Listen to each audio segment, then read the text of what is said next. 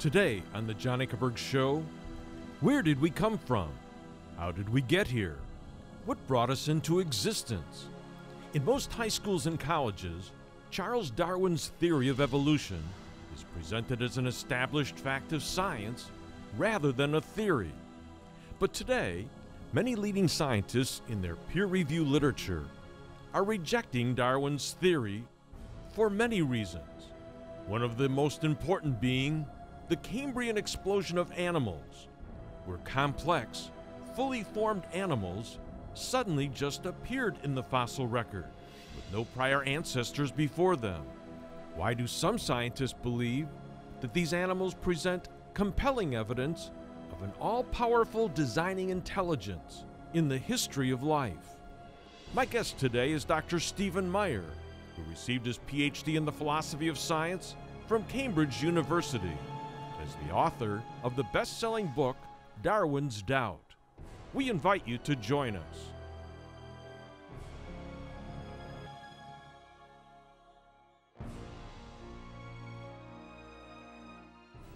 Welcome to our program. I'm John Ankerberg. Thanks for joining me. Our topic is, why are many scientists today rejecting the standard textbook theory of evolution, known as neo-Darwinism, that we all learn in high school and college textbooks? And where did the problems with contemporary evolutionary theory begin? For the last few weeks, we've been looking at the theory of evolution and the scientific problems confronting it with scientist and philosopher Dr. Stephen Meyer. Dr. Meyer is a former geophysicist who received his PhD in the philosophy of science from Cambridge University. And he's written two best-selling books, Signature in the Cell and Darwin's Doubt. In Darwin's Doubt, Dr. Meyer tells how Darwin himself doubted the ability of his own theory to explain a crucial piece of evidence, and how that doubt has grown up to create a major crisis in evolutionary thinking today. Darwin was troubled by a major event in the history of life known as the Cambrian explosion, in which the first major groups of animals appeared abruptly in the fossil record. And Dr. Meyer, we're glad that you're here, and I want to begin today with a clip from Illustra Media's beautiful documentary movie, Darwin's Dilemma. This clip's going to tell you a little bit more about Dr. Stephen Meyer and the theory of intelligent design, and begin to present the positive scientific evidence that supports this new alternative view to neo-Darwinism. I want you to listen. If the Darwinian mechanism cannot explain the origin of the information necessary to produce the Cambrian animals, is there any other cause that can? For more than 20 years, Stephen Meyer has explored this fundamental mystery. In August 2004, Meyer published several of his conclusions in a peer-reviewed journal affiliated with the Smithsonian Institution. His essay triggered a firestorm of controversy that jeopardized the career of the journal's editor, evolutionary biologist Richard Sternberg. But why did a technical paper on the origin of animal body plans evoke such heated response? For many people, the problem with my paper was simply the conclusion. I not only argued that the Darwinian mechanism could not explain the origin of the new form and information that arises in the Cambrian, but I also argued that there were critical features of that explosion that pointed to the reality of a designing intelligence in the history of life. Since his years as a graduate student at Cambridge University, Meyer has worked to develop a scientific case for intelligent design. A case based on a standard method of reasoning used by both Darwin and the famed 19th century geologist Charles Lyell. Lyell insisted that the best explanation for an event in the remote past was a cause known from our experience to produce it. A presently acting cause, one now in operation. The present is the key to the past. That was Lyell's dictum. It's standard historical scientific methodology. If you're trying to reconstruct what happened in the remote past, we should let our present experience of cause and effect guide our search for the best explanation. This reasoning helped focus Meyer's conclusions about the origin of information. The light came on for me because I realized it's not that hard. What you're looking for are causes which are known to produce the kinds of effects you're trying to explain. I asked myself the question, what is the cause now in operation that produces new information, whether it's digital code or whether it's hierarchical information in the form of a blueprint? Where does that kind of information come from? Well, we know from our experience, from our uniform and repeated experience, which is the basis of all scientific reasoning about the past, that information always comes from an intelligent source. So when we find information in the Cambrian animals, when we realize that large infusions of new information are required to build those animals, the most natural thing, the most logical thing to conclude is that those animals owe their origin to an intelligent source, that the information required to build them, in turn, must have come from an intelligence. Dr. Meyer, you have played a leading role in developing and formulating the scientific case for intelligent design. And I want you to tell the folks your story. How did this come about? Well, in the mid-'80s, I was a young scientist and I was working for an oil company as a geophysicist. And I was working in seismic processing, which was an early form of information technology. And a conference came to town in Dallas, where I was working at the time, that was just absolutely fascinating to me. I'd long been interested in the big issues in science, the intersection of science and philosophy. The conference discussed three big questions: the origin of the universe, the origin of life, and the origin and nature of human consciousness. At the conference, there was a scientist there named Charles Thaxton, who had just written a major book on the question of the origin of the very first life. It was called The Mystery of Life's Origin, and he showed that this was an unsolved problem in modern biology, and that there was no chemical evolutionary theory that explained how we got from the chemicals in the prebiotic soup to the first living cell. And the key problem that he focused on, that many of the other scientists on the panel acknowledged, was the problem of the origin of information, the problem of the origin of the genetic information stored in DNA that you need to build the first cell.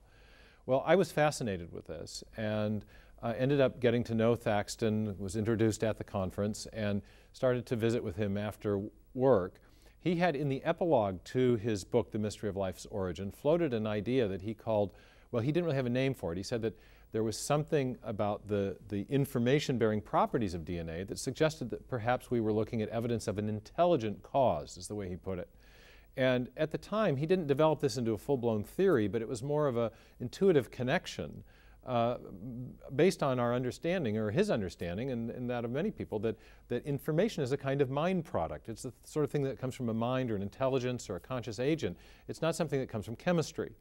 And anyway, I got fascinated with this connection between information and intelligence, and wondered if it was possible to formulate the case for what we later called intelligent design as a rigorous scientific hypothesis. And a year later, I found myself heading off to graduate school in Cambridge. And maybe ironically, but it was the case, I started to study very intently the works of Charles Darwin. Of course, I was interested in Darwin because of his ideas about the origin of species and so forth, but I was also interested in his work because he had pioneered a unique method of scientific reasoning that allowed scientists to investigate events in the remote past. And I realized that however we explain the origin of life, whether we invoke design or just undirected material processes, we would be trying to explain something that happened a long time ago in an event in the history of life. So the method that Darwin developed seemed to be really important to deciding whether or not you could develop a scientific case for intelligent design. And the method he developed has a name. It's called the method of multiple competing hypotheses, or it's sometimes called the method of inference to the best explanation. Mm-hmm. And that raised a key question. What does it mean to be a best explanation? And as I got deeper into the subject, I began to study one of his key mentors, which was the geologist Charles Lyell. And one day a light came on for me as I was reading Lyell's book, Principles of Geology, being an attempt to explain the former changes of the Earth's surface by reference to causes now in operation. And that's where the light went on. Because what Lyell was actually saying, as I got deeper into his work, is that the job of the historical scientist is to explain events in the remote past by reference to causes now in operation, causes that we know from our experience are capable of explaining the event in question. So here's an illustration. If you go to eastern Washington today, there's still places out in the Palouse country where there are are thin dustings of white, powdery stuff. And if you're a geologist and you don't know what happened on May 18th, 1980 when Mount St. Helens blew up, and you're looking at that white powdery stuff, you're going to use the method of Lyell and Darwin. You're going to generate multiple hypotheses. Maybe it was a flood. Maybe it was an earthquake. Maybe it was a volcanic eruption. Now, of those three hypotheses, which one is best? Well, according to Lyell's principle, the best explanation is the one that invokes a cause which we know from our experience can produce the effect we're trying to explain. So with that criterion in mind, the best explanation is clearly the volcano, because we've seen volcanoes produce white powdery stuff, and floods and earthquakes don't do that. And so that was the mode of reasoning that I learned about from studying Lyell and Darwin. And then one day I realized that applied to the question of the origin of information. And that was the key question that was fascinating me. Because I asked myself this question: what is the cause now in operation for the production of digital code? What is the cause that we know of that generates code or information? And soon after that, I came across there was something else I was reading. It was a little book that was an application of information theory or information science to the analysis of DNA. And it was written by a pioneer in this field named Henry Quasler. And he made an offhand comment, as it happens, on page 16. I remember vividly the day I came across it. And Quasler said that the creation of new information is habitually associated with conscious activity. Key phrase. Key phrase, because for Lyell, it's our uniform and repeated experience that teaches about cause and effect. Mm-hmm. So if something is habitually associated with conscious activity, if information is habitually associated with conscious activity, it really fulfills Lyell's dictum that what we're looking at is a cause now in operation, a cause that routinely produces the effect in question. In fact, that's the only place we've ever seen it come from. Well, that was the next thing. As I began to think this through, I thought, whenever we see information and we trace it back to its source, whether we're talking about a computer program or a hieroglyphic inscription or a paragraph in a book or information embedded in a radio signal, whenever we see information and we trace it back to its ultimate source, to its ultimate cause, we always come to a mind, not a material process, so to conscious and rational activity, just as Quasler said. So I realized that his little statement here was absolutely right, and it actually formed the basis of a scientific case for intelligent design using the method of Darwin and Lyell. And so in my first book, Signature in the Cell, I developed an argument for intelligent design, self-consciously using the method of Darwin and Lyell to show that the origin of the information you needed to build the first living cell was best explained by an intelligent agent, by the activity of a designing intelligence in the history of life. But I think the same reasoning can be applied to explain this mysterious event we call the Cambrian explosion, because as we've been saying, the Cambrian explosion is not just an explosion of new biological form and structure, it's an explosion of information, both genetic information and then this higher level information that we've been calling epigenetic information. In both cases, we know of only one kind of cause that produces information, and that causes intelligence. And insofar as the Cambrian explosion is an information explosion, I think we have another clear example of an event in the history of life that is providing decisive evidence for intelligent design. Yeah, I loved the first illustration that you had, I think, in that book, where you had a picture of a heart that was drawn on the sand next to the ocean. And it said, "I love you, Joanne." And if you came up and you're walking down the beach, you wouldn't assume that that heart and that message in there was the product of water just rolling up against the sand, okay? We immediately see a message, we've got information, and we say, someone, intelligence, created that message. Well, we use this kind of reasoning all the time, and it's precisely because of what we know about the cause and effect structure of the world. Bill Gates has said that DNA is like a software program, but much more complex than any we've ever created. Well, we know from experience that it takes a programmer to make a software program.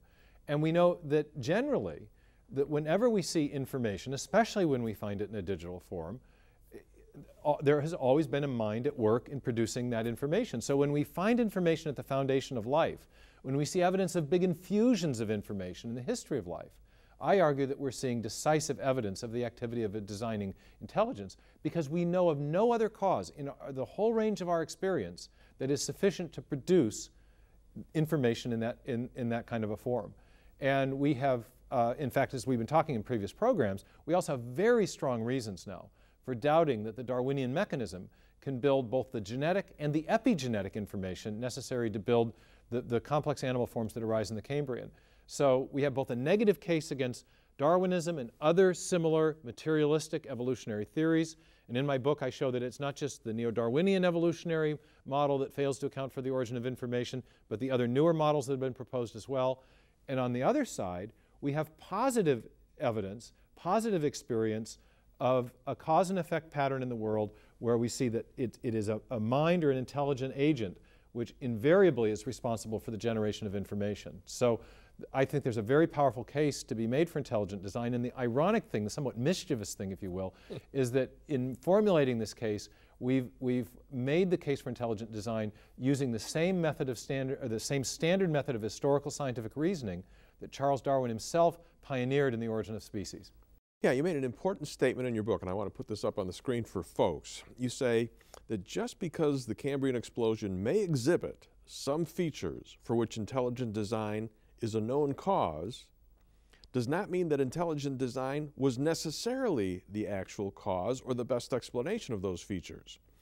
You go on to say, only if the Cambrian event and animals exhibit features for which intelligent design is the only known cause, may a historical scientist make a decisive inference to a past intelligent cause. I think that's a very important statement. Explain what you're saying here. Right, well, this is a point of logic. And when you're trying to do what scientists call retrodict, infer from clues in the present back to causes in the past, you can make a decisive inference when there's only one known cause for the effect in question.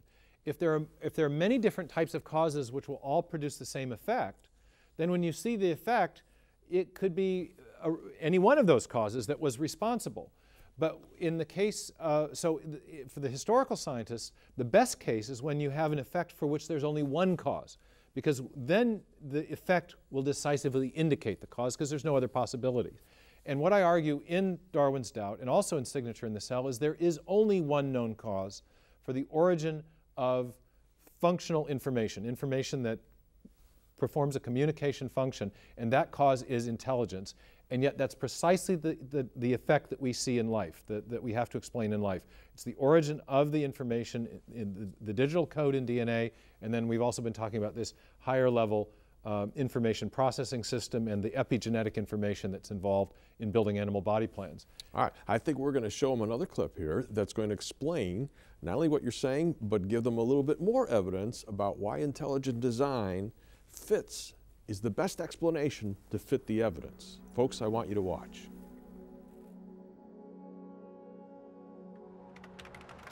As I've reflected on this over the years, I've realized that the same reasoning that applies to the origin of biological information also applies to the origin of the other key features of the Cambrian explosion.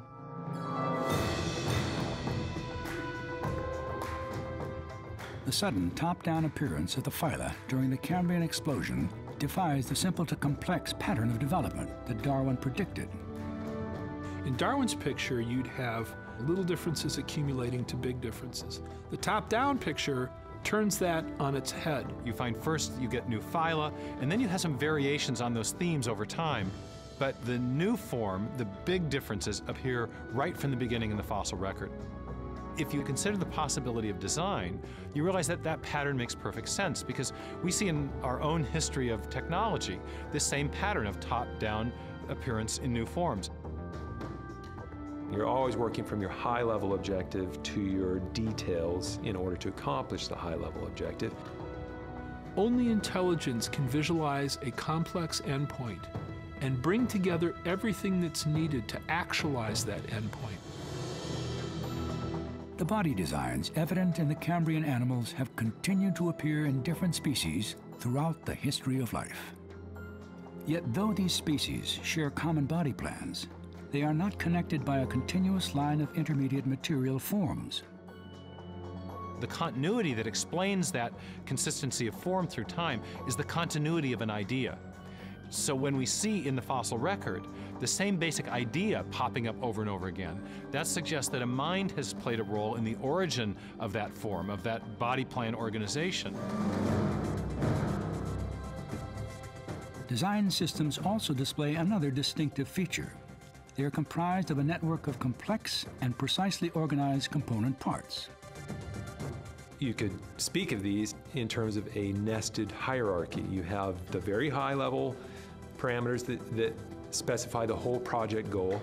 Below that, you have layers and layers of more detailed parameters that are needed in order to complete the whole project. As an example, resistors, capacitors, and transistors are each made from specifically arranged materials. These components are then assembled to form integrated circuits. Circuits are arranged to build computers that are then arranged into networks of computers. So at each level, there is a specificity of arrangement that's provided in turn by the intelligent designer, the engineer, that keeps the whole system working. Well, what you have in biology is something very similar. In living systems, genes code for proteins, which are organized to form distinctive cell types, which are arranged to form tissues and organs, which are assembled into body plans, including the plans that arose during the Cambrian explosion. We know of only one cause in the entire universe that can produce that kind of hierarchical arrangement of form and structure and information, and that cause is intelligence. This is the kind of thing that minds do, but natural undirected processes don't. Evolution works very slowly, as Darwin saw it, with lots of failed experiments along the way. And one would expect that over millions of years, as sediment is being deposited, that you would capture some of those experiments, some of those linking groups leading to the trilobites that he knew all about. So the absence of those forms is profoundly mysterious.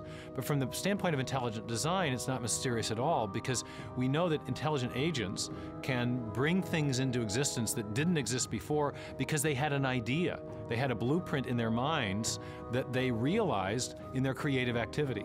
There's no need to tinker through millions of years of evolutionary history if you can actualize a plan at a discrete moment in time. And that's exactly what appears to have occurred in the Cambrian explosion.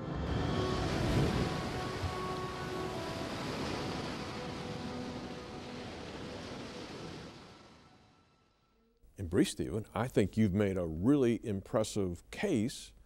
What do you think are the implications of this case? Well, I think one of the first things that is striking to a lot of people when they hear this is how different intelligent design is from the way they've had it presented in the media. And we've been told over and over again that Darwinian evolution answers all the key questions, and yet we're finding in the top-level evolutionary biology journals that many leading scientists are acknowledging real problems. So why do you think all this is so important? Well, I think it's important first scientifically because we've heard, for 150 years that there's no evidence of design in nature, only the appearance of design. Richard Dawkins has said it well, biology is the study of complicated things that give the appearance of having been designed for a purpose. But according to the Darwinist and the modern neo-Darwinist, that appearance is an illusion. And I think what we're actually seeing is compelling evidence for real design, for the activity of an actual designing intelligence in the history of life. And that's a major reversal in 150 years of scientific thinking. But I think this discovery also has larger worldview implications, because every worldview has to answer the question, what is the thing or the entity or the process from which everything else came? And Darwinism has played an indispensable role in providing support for what's known as a naturalistic or materialistic worldview that says that everything came about as a result of undirected, unguided material processes. And if the theory of intelligent design is correct, and I think there's strong evidence for it, then I think the materialistic worldview, then I think that this evidence is posing a major challenge to the materialistic way of thinking, and that we may have scientific discoveries that have larger theistic implications that are pointing to the need for a designing intelligence that indeed has the attributes that Jews and Christians have long associated with God. And I guess we're going to be talking about some of those implications in the next program. Yeah, and folks, I think this is where the critics come in, because they realize some of these implications. And next week we're going to devote a program to what the critics have said about this whole theory and let Dr. Meyer respond to them. It's going to be a fascinating program. I hope that you'll join us.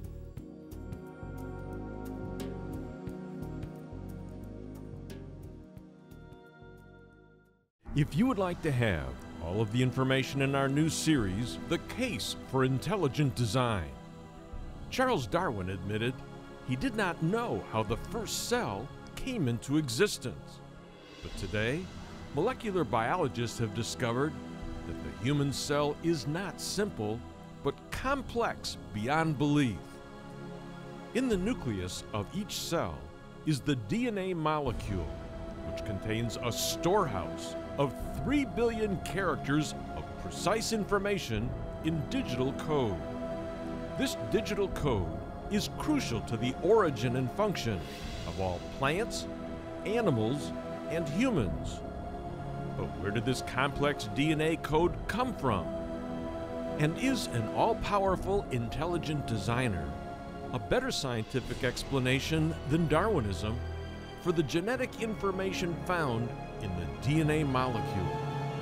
The 4 television programs in this series are available on DVD for a gift of $49. Then our second series is entitled The Mystery of the Missing Fossils, featuring Dr. Stephen Meyer. All 4 half-hour television programs are available on DVD for a gift of $49. You will see the astonishing evidence that has led scientists to conclude that fully developed, complex animals suddenly appeared on Earth during the Cambrian Age and had no prior ancestors, and why this fossil evidence goes directly against Charles Darwin's theory of evolution. Why an all-powerful intelligent designer is a better scientific explanation than Darwinism for the sudden appearance of fully formed animals in the fossil record.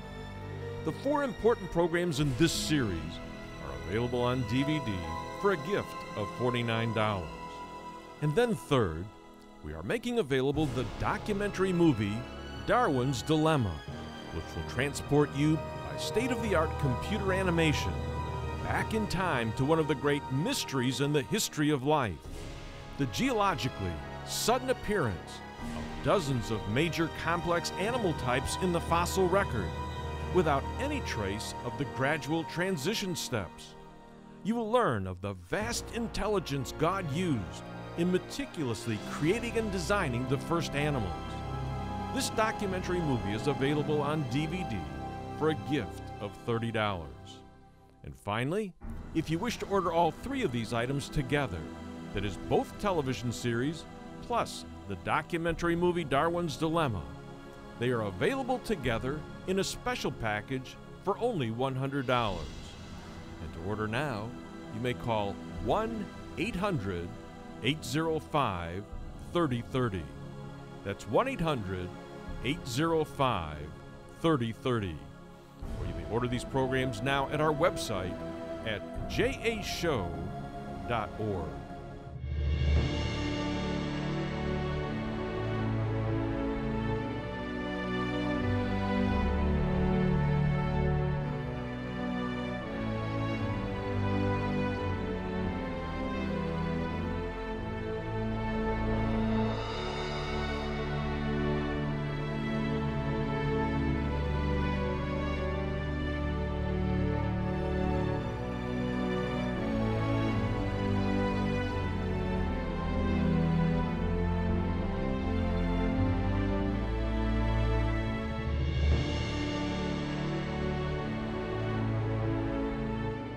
To learn how to start a relationship with Jesus Christ, go to our website at jashow.org and click on Pray to accept Jesus Christ as your Savior.